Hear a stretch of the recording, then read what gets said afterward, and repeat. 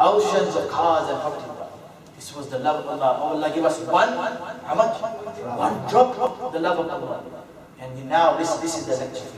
Sayyidina Isa looked at him and said, something that you have asked for, my dear son, something that you have asked for is very, very extreme. Are you sure you'll be able to cope with that one drop of love?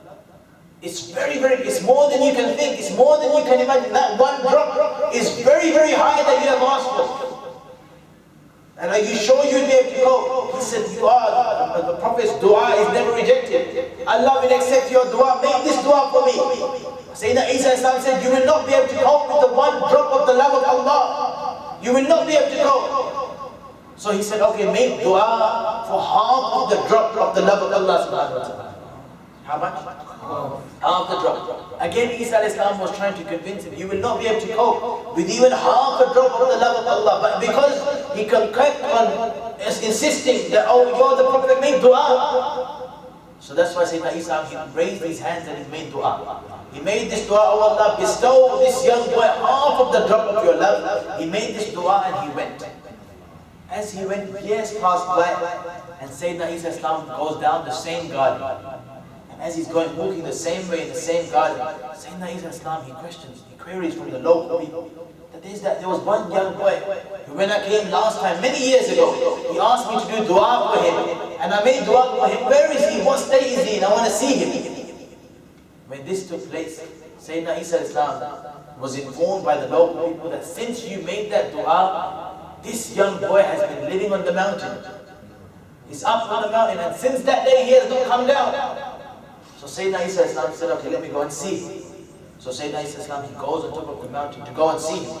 And he sees that this man is standing, and his face is facing upwards as though he's facing the sky. And just standing there as a statue. Not moving left, not moving right, just standing there as a statue. Sayyidina Isa greets him, says, Assalamu alaikum. And that boy doesn't reply. Sayyidina Isa starts saying to him, do you know who I am? I'm the one who made dua for you. I'm Isa, introduced himself. I am Isa, the one who you told to make dua. I am Isa, Assalamu alaikum to you. Respond to my salam. Sayyidina Isa moves him, but he fails to respond. Then Allah subhanahu wa ta'ala sends a message down to Isa and says, oh Isa, do you not know? You made dua for him to receive half of the drop of Allah, half the drop of the love of Allah. Allah subhanahu wa ta'ala accepted this dua and gave him a portion. I blessed him with a portion of my love. Now his state is that he's so lost in the love of Allah subhanahu wa ta'ala that even if you get a chainsaw and cut his body left, right and center, i.e. take all of his body organs and parts away from him, still he will not respond to you. He is lost in the love of Allah subhanahu wa ta'ala. Still you will not hear a response. He is now so lost no matter what happens around him. No matter if you tear his body apart, you take the organs of his body out, he will still not realize he's that much lost in the love of Allah subhanahu wa ta'ala. This is what one receives. As I said, this was not even a half drop, this was a glimpse of a drop of the true love of Allah subhanahu wa ta'ala. And then comes the fear of Allah. This is what we must work on. The love of Allah and the fear of Allah. And you know, in regard to the fear of Allah, we'll narrate this hadith. And this hadith was narrated by Rasulullah sallallahu alaihi wasallam. And the Prophet is telling his companions this. He's saying that there was a man at the time of Bani Israel. And that man at the time of Bani Israel, he was a very evil person. And the sins he had committed were very, very severe. The sin that he used to commit was so low, so degrading, so severe that one cannot even imagine. And you know what that was? His act was what he used to do in the night when the night would come. Remember what I said in the beginning, temptation of the night. When the night would come, what he would do, he would go into the Qabristan. He would dig up the graves and all of those kaffans, you know, which you wrap around the dead body. He would steal all of the kaffan and sell it the next day. So that's where he would make his money out. So every night would come, run into the Qabristan, dig up the bodies, again take the kaffan of the dead bodies, quickly put the soil back on and sell it. So he was doing this for a long, long time. And this was the means of his earnings. As he was doing this for a long, long time, when it came close to his death, that's when he started now shaking, shivering.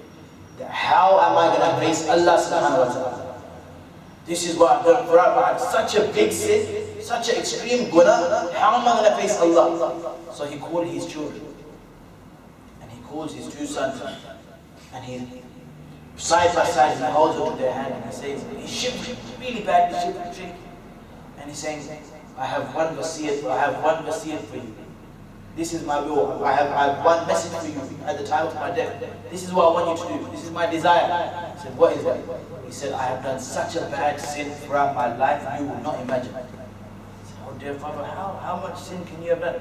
What is the worst that you could have done? Then he said, all my life, the way I had to feed you, I used to go into the graveyard, steal the coffin, dig up the graves, take the coffin, I take the cloth, then you wrap around the body of the dead body.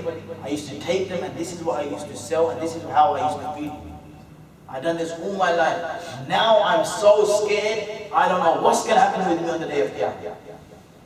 So his children said, so what do you want from us? He said, I beg you. He's begging his children. He said, I beg you, I have only one khaish, one request to you. And my request to you is that my children, when I die, at the time of my death, promise me you will do this. His children said, what do you want? He said, my request to you is as soon as I die, I want you to get my body and burn my body, set it alight. And when you set my body alight, burn my whole body. From my body, when my body will become ashes, will become dust, I want you to go to the ocean, to the river, and spread my ashes. So that on the day of judgment, the azab that is to come, I remain protected from it. I receive the azab in this way. And my ashes are everywhere. His children said, how can we do this? How can we do this to Allah? How can we burn you? His father said, I am your father. This is my command to you. This is my request to you. It's my wish. If you are my true blood, my true children, do this. He said these words and he died. As he died, now his sons went to consultation. Do we burn him or do we leave him? But when it came to their mind that they had promised that when he dies they will do this. So they get his body and they burn his body. His body becomes dust and they go and throw it in the ocean. Remember, who is telling this event? The Prophet ﷺ. He's telling this event to his companion, and he's narrating the event of which event is he narrating? He's narrating the event of Bani Israel. As he says this, then after when he died and his ashes were spread in the ocean, in the river, that's when Allah subhanahu wa ta'ala, what did he do? He calls upon the angels. So they've done his ashes and they're gone, they've left his ashes and they're gone. And Allah subhanahu wa ta'ala, he calls upon the angels and he says, oh my angels, nothing is difficult for Allah. He says, oh angels, gather up his ashes and make him stand up in front of him. The angels come down and according to the command of Allah, they gather up all of his ashes and make the body stand up before Allah. And Allah subhanahu wa ta'ala says to that body, that shaking body, that man, Allah says, what did you think? That it would have been difficult for Allah to again put you back together and to give you the shape of a person? Did you think that was going to be difficult for Allah? He replied, no, Allah. So then Allah said, why did you do this? Why did you tell your children to burn you? And he began to cry. He screamed and he began to cry severely, saying, oh Allah, the act I have done, the guna, the sin that I have done, this is what I used to do. How was I supposed to face you? How could I come in front of you when you were to question me? This is why in the fear of Allah, in your fear, I was so scared of you. That's why I wished for my body to become burned and dust, and I told my children to place my ashes everywhere. This was the reason behind it. When Allah subhanahu wa ta'ala heard him shivering, crying, Allah subhanahu wa ta'ala saw the fear that existed in his heart. He was so scared. Allah subhanahu wa ta'ala said, the sin you have done is so great. The sin that you have done was so intense.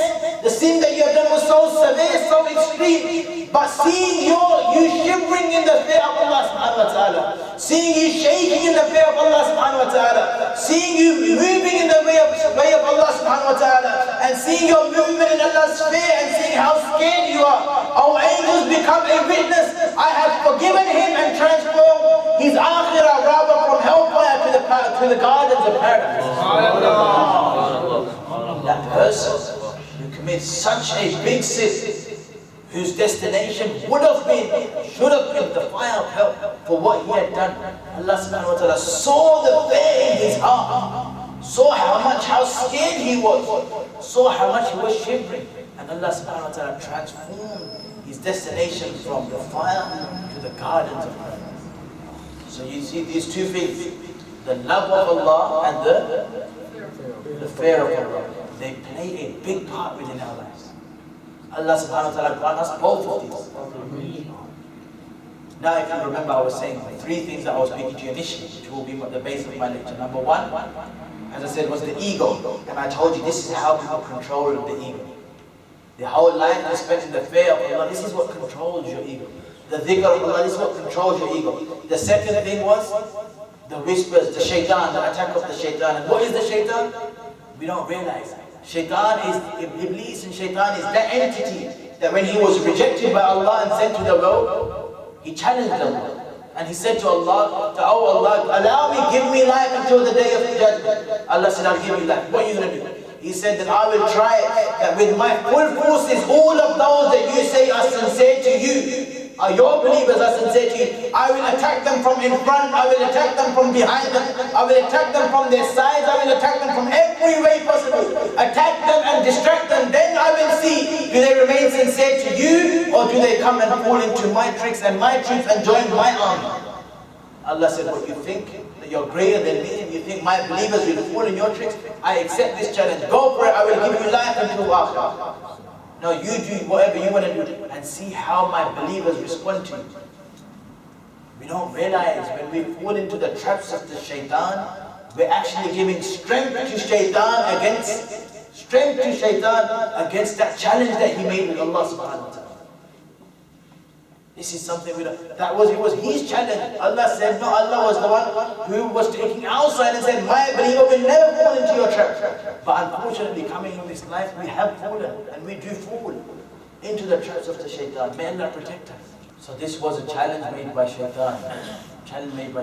Today, if we fall into his traps, we are falling into the traps of the shaitan. And the third thing was the temptation of the night. This is where we think when the night comes, evil thoughts come into our minds, and it's easy to make errors and easy to make mistakes and easy to fall into them traps. These three things. Now, bearing these three things in mind, now we ask Allah, so what is the solution for these three things?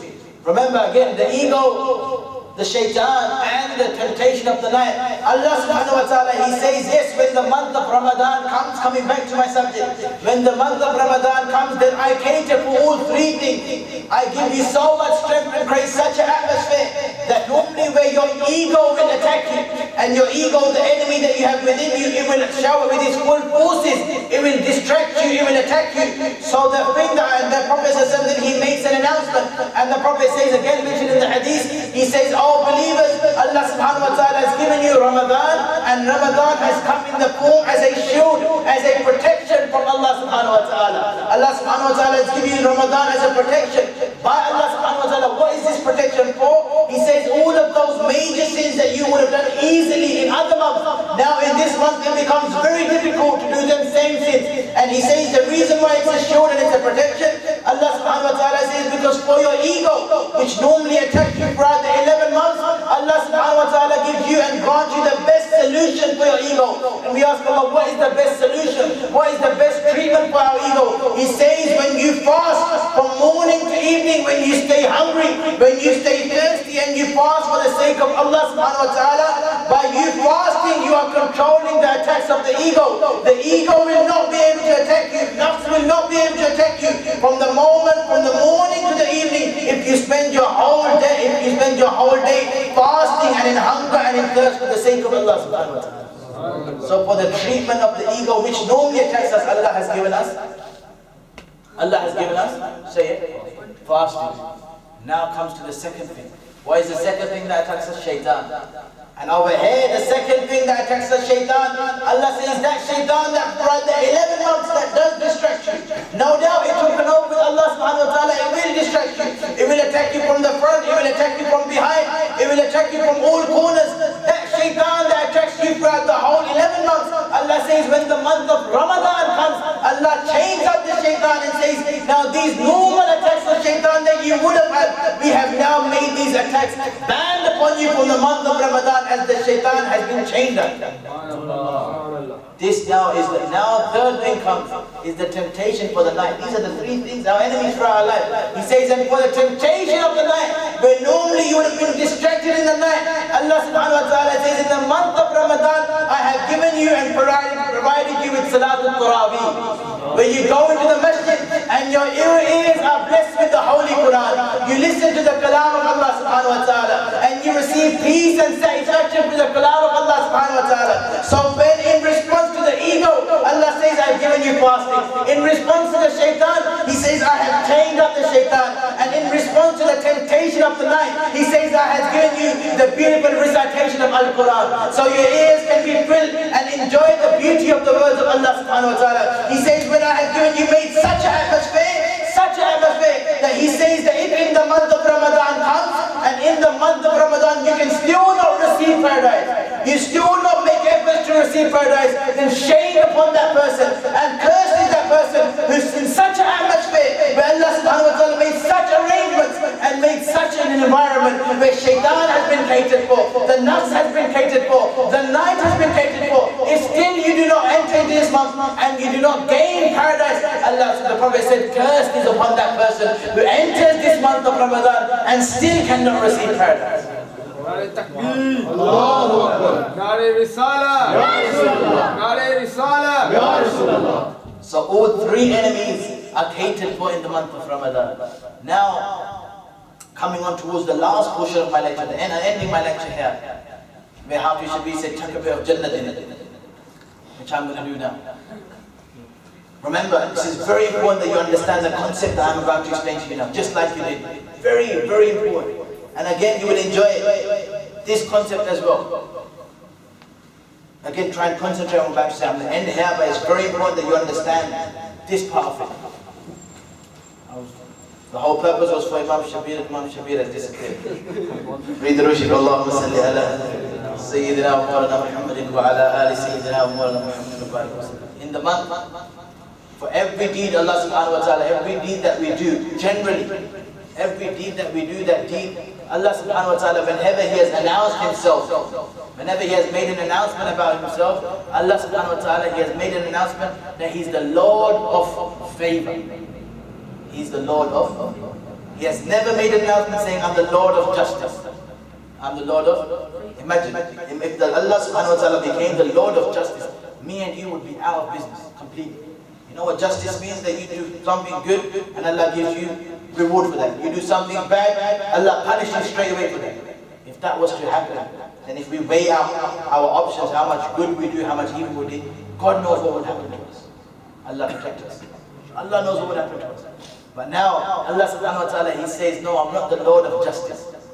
Fazlun Azim. I'm the Lord of fazl, of favor. Oh Allah, how? He says, the way I'm the Lord of favor, that every deed you will do a single deed, I will respond to that single deed by giving you 10 deeds in return. He says, وَمَنْ جَاءَ بِالْحَسَنَةِ فَلَهُ أَجْرٌ صَالِحًا. You will do one deed, Allah will reward that one deed into how many hasanats? 10 deeds. We ask Allah, how is this? He says simply, just like you say ABC, the alphabet. He says in the same way, ABC is not better. You will say ABC, there's nothing in response, apart from knowledge, which we should go for. But he says, but in the same way, when you will recite my Quran, my Kalam, same 3 letters if you recite, and you say Alif, Lam, Mim, same, you have recited 3 letters. It should have been that for 1 letter I give you 1 deed. No, but for every 1 letter I respond to that 1 letter with 10 deeds. So now you have said Alif, Lam, Mim, not realizing that no, you have not received 3 hasanats. No, by saying Alif, Lam, Mim, you have received 30 hasanats from Allah. 30 deeds for saying He's the Lord of fazl. Now understand this topic. This is very important. You will enjoy this, inshallah. That He's the Lord of fazl. And for every deed He has told us the reward. Every other deed, every act that we do, He has told us the reward for it. For example, Allah subhanahu wa ta'ala says, if you pray salah at home, you will receive reward. That same salah, that same salah. Now look at the locations, how locations matter. So one salah, you pray in the masjid, that same salah you pray in the masjid, how many more times? 27 more times. That same one salah, you take that salah into Masjid Al-Aqsa. One salah, 1,000 times. Same salah, the salah has not changed. But you see how location to location, how the reward is increased. That same salah, you enter into Masjid Al-Nabawi, the Masjid of Rasulullah. One salah, 50,000 times reward. That same salah, you take into the Holy Kaaba. Same salah. You've not increased your rakats. You've not changed your recitation. Same salah, one salah, 100,000 times. So you see that it was the same salah. It was the same salah. If we tell them to. It was that same salah. How from location to location, the reward is increased. So what I was saying to you is that for every other salah, for every other deed, Allah subhanahu wa ta'ala has opened up the reward. He said, when you will do this act, this is the reward for this act. When you will read salah, this is what you will receive. This is in response, this is what you will receive. But Allah subhanahu wa ta'ala, He says that for fasting, we ask Allah, oh Allah, for every other reward you have told us, this is the reward for it. What is the reward of fasting? Allah subhanahu wa ta'ala says, as-sawmu li wa ana ajzi bihi. He says, but fasting is sincerely for Allah subhanahu wa ta'ala, and I have kept the reward of fasting, I keep it a secret. I will open up this reward on the day of Qiyamah. Subhanallah. Now this is where I want you to come with me, try and enjoy it. Where I'm taking you, in the sense that, oh Allah, now a greed comes in our mind. Oh Allah, but for salah you have told us, this is what we receive.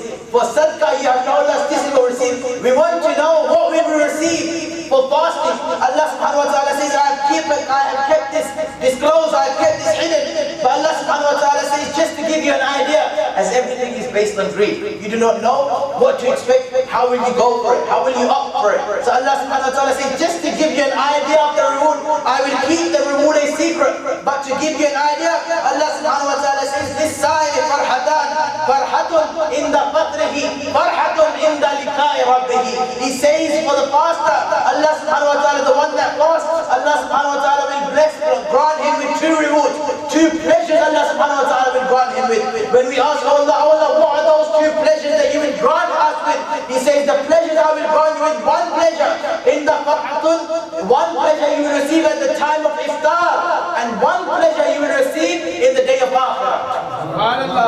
So now the question that comes, this is where you need to stay with me, because I'm reaching the peak of my lecture. The question that comes, oh Allah, what satisfaction, what pleasure will you receive at the time of iftar? The pleasures Allah is speaking about, that when it's a long hot summer day, and remember, this is not our while in your fasting, imagine the fasting of the companions.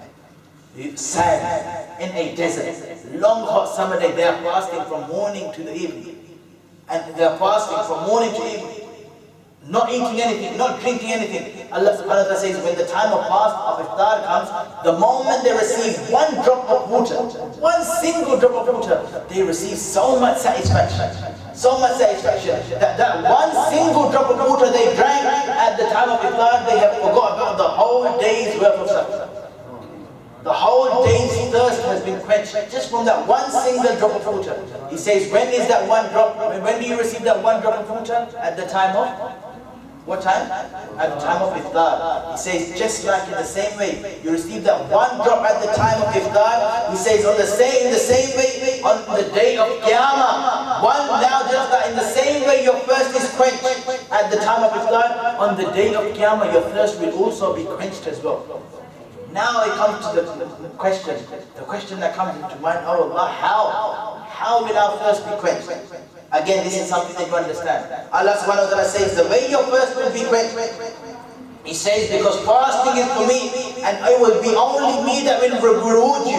The way your thirst will be quenched, He says that on the day of Qiyamah, Allah subhanahu wa ta'ala says, لَا يَدْخُلُ مِنْهُ أَحَدًا غَيْرُهُ. He says on the day of Qiyamah, Allah subhanahu wa ta'ala says there will be many doors of paradise. How many doors? Many doors of paradise, but there will be one special door for the doors of those who used to fast. One special door for those only who will enter it, for those who used to fast. Only Allah subhanahu wa ta'ala says, He says, فَلَمْ يَدْخُلُ مِنْهُ أَحَدًا. Allah will say again and again, now concentrate. Allah will say again and again, apart from the fasters, no one else can enter through this door. Allah. Then again He will repeat it. He will say, He says that all of those who used to fast, Allah will say, who are those who used to fast? And they will raise their hands. Allah will say, all those who used to fast, come closer, line up here. He will get them to line up, and as they line up, Allah will say, فَلَمْ يَدْخُلُ مِنْهُ أَحَدًا. Are you sure there's no one from among you who didn't fast? This line is only for the fasters. Subhanallah. These rows is only for the fasters. And as they will line up, Sayyidina Abu Hurairah says, he quotes this hadith. He says that Allah subhanahu wa ta'ala will say, He says, فَمَنْ كَانَ مِنْ أَحْلِ الصَّلَاةِ دُعِلَ بَابُ الصَّلَاةِ. He says that Allah subhanahu wa ta'ala make a separate line. And those that used to pray salat, do their salat, Allah will say that those of you who used to pray salat, دُعِلَ بَابُ الصَّلَاةِ, enter paradise through the door of salat. So the name of the door is based upon the name of the deed. Because what they used to do is they used to pray salat. So Allah has given the name of that door of paradise, Babus. Say it, Babus Salat. Then He says, لَمَنْ كَانَ مِنْ أَحْلِ الْجِهَادِ دُعِلَ مِنْ بَابِ الْجِهَادِ. And those who used to go for jihad, enter paradise through the Bab of jihad. Then Allah subhanahu wa ta'ala says, وَمَنْ كَانَ مِنْ أَحْلِ صَدَقَةِ دُعِلَ مِنْ بَابِ صَدَقَةِ. And those who used to give sadaqah, enter paradise through the Bab, to the door of sadaqah. Then Allah subhanahu wa ta'ala says, وَمَنْ كَانَ مِنْ أَحْلِ الصِّيَامِ دُعِلَ مِنْ بَابِ الرَّيَّانِ. And those who used to fast, enter paradise through Bab al-Rayyan, through the door of Rayyan. Now this is where I want you to concentrate. I'm ending in the next 5 minutes, but your concentration must be 100%. Allah subhanahu wa ta'ala has said over here, for those who used to pray, Allah has said the name of the door of paradise, for those who used to pray, the name of the door is Babus Salat. What is it? They used to pray, so it's known as the door of prayer. Yes? And for those who used to go for jihad, the name of the door, then they will enter paradise through is Babul Jihad, the door of jihad. Yes?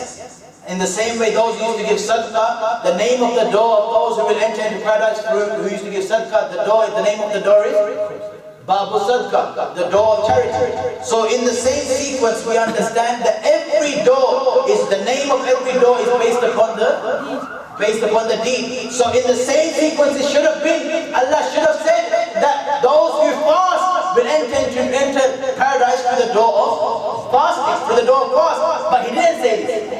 For every door He said sadaqah. For those who give sadaqah, He said Babu Sadaqah. For those who went for jihad, He said Babu Jihad. For those who used to read salat and go for and were extreme in their salat, Allah for them said Babu Salat.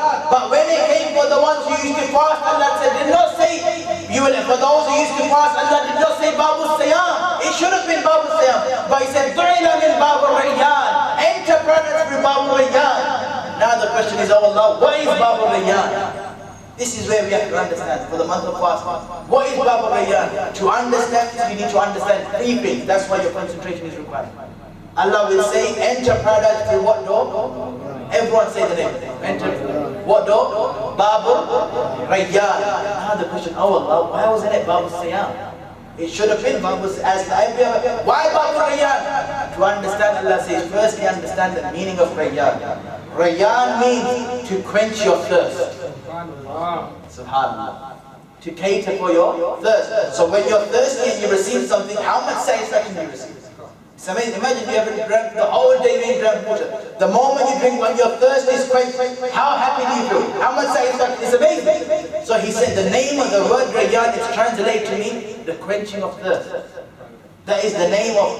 Now the person is, come back to the person is, he says, if you fast, you will receive two satisfaction. One satisfaction you will receive at the time of iftar, which was drinking of the water, that one sip. If you forget the whole day of fast, and the second bit, he said, وَأَنَا عَجْزِي بِهِ. And the second bit, he says that you will receive the same second satisfaction. He didn't tell us fully, but he disclosed, he said you will receive it on the day of Qiyamah. And then in the next hadith, he said, As-sawm li wa ana azzi bihi, that you fast for me, and therefore I will myself give you the reward. So now let's connect these hadiths together, that the name of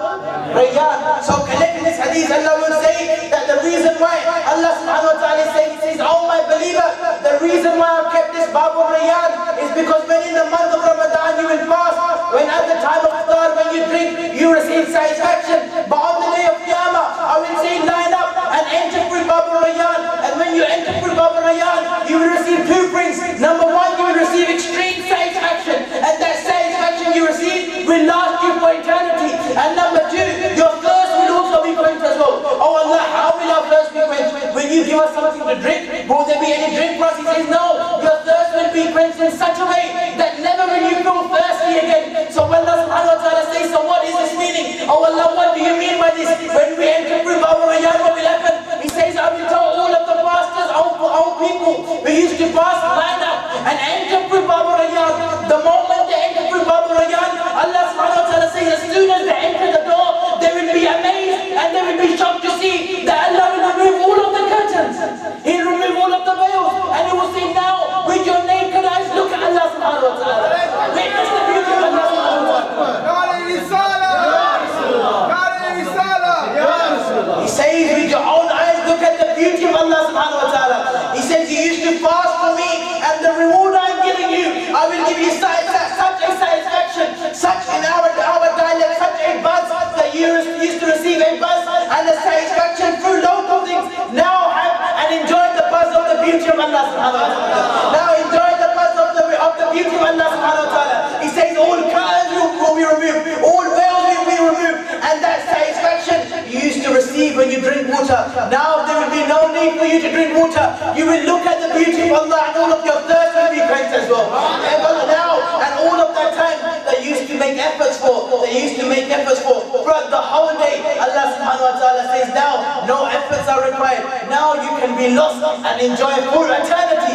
It'll be lost and enjoy the beautiful hijabat and the beautiful face and the beautiful image of the beauty of Allah subhanahu wa ta'ala. He says, now through Bab Rayyan, for you, for those who used to fast, now this door has been reserved for you, has been protected for you, has been saved for you. So you enter into paradise through Bab Rayyan and enjoy the beauty of Allah subhanahu wa ta'ala.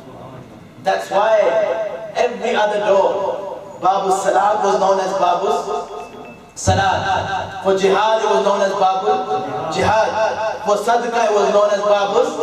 And for Babu Rayyan it was known as, for fasting it was known as Babu Rayyan. To quench the thirst. Oh Allah, how will you quench the thirst? He says, I will quench your thirst for you, your own eyes looking at my beauty. Can anyone else quench your thirst the same way as this? So that's why, for those who fast, my dear brothers, truly, if you truly fast, he says, As-sa'im li wa ana adzi, because fasting is truly for me, and I will reward you. This is a glimpse. He hasn't opened up still the reward. He has not told us exactly what will happen, but He has just told us the biggest thing that one can ever receive, and that is to see Allah subhanahu wa ta'ala. May Allah subhanahu wa ta'ala in this month of Ramadan give us the chance to fast. And fast only for the sake of Allah subhanahu wa ta'ala. And Allah loves the fasters so much that due to fasting normally, obviously when you're fasting, certain acids build up in your body, in your stomach. Certain acids build up and they cause a smell from the mouth. Allah subhanahu wa ta'ala said, even when that smell that is caused from the mouth, He says, don't dare go up to someone who's fasting and say there's a smell from your mouth. He says that smell from the mouth of the faster is more dearer to Allah than the akhirah of the stool. Because in the fragrance, the beautiful fragrance of kastur, a very famous fragrance in the Arab religion, he says that that breath is more dear to Allah than fragrance as well. Then that's why he said when you fast and you're about to, if you're entering into such an environment where you're about to argue, where you're about to have a fight, don't argue. Say, Ana sa'im, I am a faster, I will not fight with you. When you adopt the rules and the regulations of fasting in the month of Ramadan, then the reward is, my brothers, great. The reward is great. And not only will the reward be great on the day of Qiyamah, but even in this world. How will the reward be great in this world? He says, because if you receive the 27th night, Laylatul Qadr, he says that one night will be better than 1,000 months. That one night will be better than 1,000 months of worship. May Allah subhanahu wa ta'ala give us the tawfiq and the power to and take us successfully to Ramadan. And throughout the month of Ramadan, give us the chance, the tawfiq to fast in the month of Ramadan. And may our fasting be sincerely for Allah subhanahu wa ta'ala. And may you receive the full reward of fasting as well, inshallah. And inshallah ta'ala, I pray especially for all of you who have covered up here from Friday night into Saturday and Sunday as well. Just for the sake of Allah, may you be those who enter through Bab al-Rayyan. May Bab al-Rayyan be reserved for you, be selected for you. May you receive Bab al-Rayyan. May the month of Ramadan be blessed for you, inshallah ta'ala. And may you be those who enjoy Ramadan. And on the day of Qiyamah, be those who enter through Bab al-Rayyan and our eyes get to see the beauty of Allah subhanahu wa ta'ala. Wa akhiru da'wan, and alhamdulillahi rabbil alameen.